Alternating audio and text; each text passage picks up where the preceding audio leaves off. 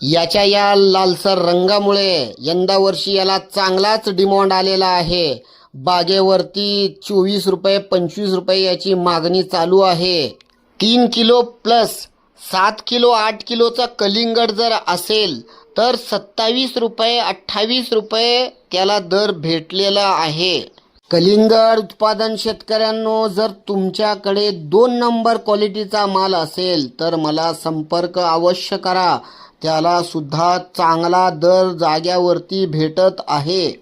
माझ्या या व्हिडिओला इतर शेतकऱ्यांपर्यंत शेअर अवश्य करा।